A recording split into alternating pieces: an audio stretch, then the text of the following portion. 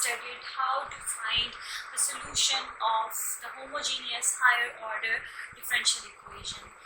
Now we will study, basically we know that if the higher order linear equation is homogeneous, then the solution is of the type, and we say that it has a complementary solution.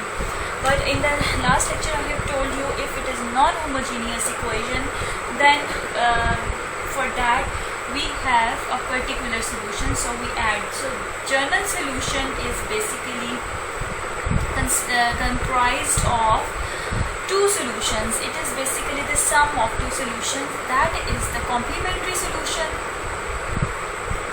and this one is the always remember that particular solution is related to the forcing term if g of x is involved in the right hand side. In the left hand side, if it is a higher order differential equation and that is linear and that is a constant coefficients, then you can use that method that we studied in the previous lecture. X here involved, then that is basically a forcing term in the right hand side. Then you have to add this particular solution. Now our concern today in this lecture is that how to find the particular solution regarding this g of x. So g of x has different natures. The g of x can be of many types. G of x can be a constant, that we can apply this method. This method is called undetermined coefficients, and we have a particular substitution based on the nature of g of x.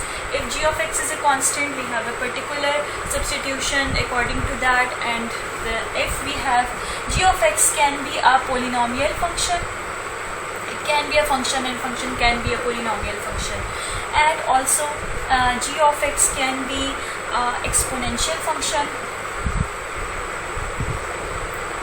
and g of x can be trigonometric, but in the trigonometric it is only specified with sine of x and cos of x. So this is applicable only for sine of x and cos of x, and also it is applicable for the finite sums, and also product of two functions. So I am writing just product.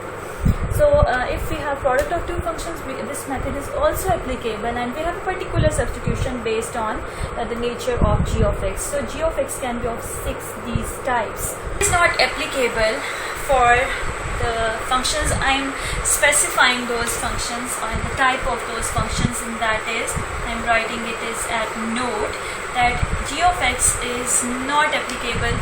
This method in undetermined coefficients is not applicable for the functions if we have g of x 1 by x, basically a reciprocal kind of functions or inverse functions you can say, and also if we have x is in the denominator, basically this, and also if we have g of x natural log of x, so it is not applicable for these natural log kind of functions. It is applicable for exponential functions, but it is not applicable for these type of natural log functions, and also it is not applicable for the inverses functions. Inverses can be sine inverse of x, cos inverse of x, and also it is not applicable for